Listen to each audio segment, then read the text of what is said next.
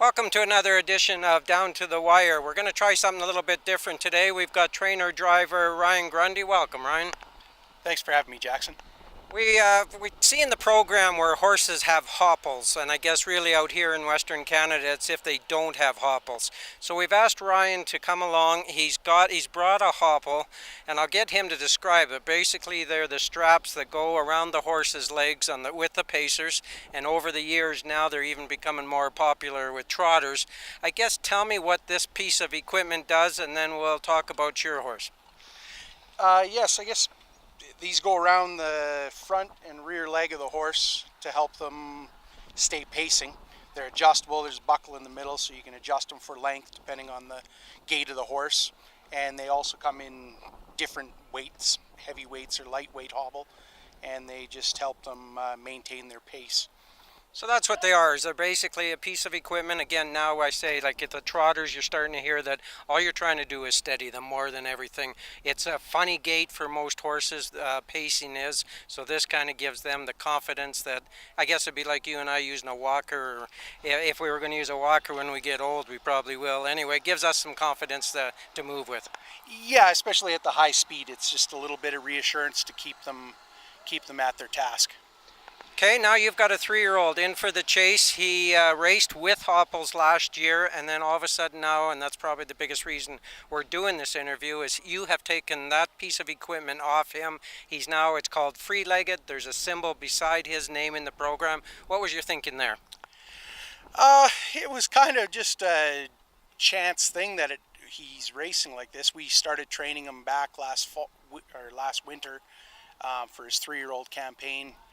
And I just wasn't wearing them on him, and he was training really well, and we just kept going, and he's not needed them. So when you say not needed him, he doesn't need the confidence that he's wearing them. Is he more apt to make a break now if he gets excited, or if you have to jerk him up a little bit quicker because there's some interference in front of you? Or is he just that, you feel he's that steady-gated? Yeah, I feel he is. Like, we've been in some tight spots where if he wanted to do it, he probably would have. One time, about 5 starts ago, a horse made a break right in front of us, and he made a break as well, but I feel he would have done that with hobbles on as well. It was just one of those, kind of freak things that happen in races sometimes. Okay, and you also break quite a few yearlings and colts and get them to the races. You don't start with them, I guess, with the hobbles on. At what point, a certain speed, do you then throw the hobbles on them? Every trainer kind of has their own theories on it. I actually do start mine with them very early because I figure they're used to wearing them and you're not retraining them partway through. So mine wear them almost from the get-go. And, we take them off as we go. They don't wear them every day of their life, but they wear them pretty regularly.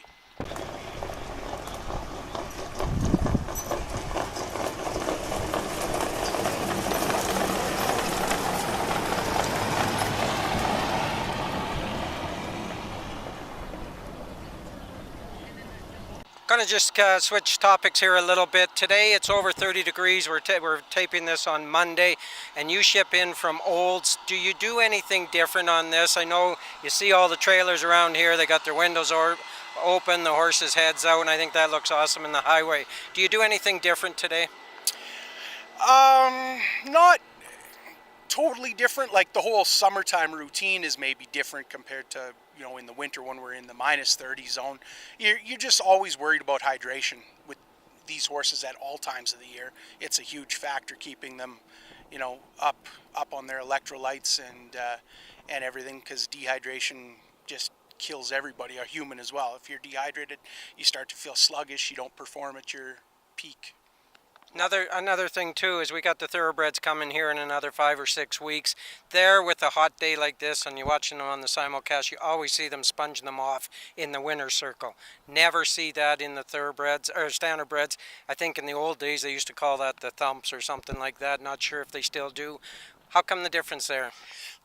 I couldn't answer that. I'm not really too knowledgeable on the Thoroughbred breed, but yeah, we sponge them off like with cool water after they warm up and in the paddock before they go to race.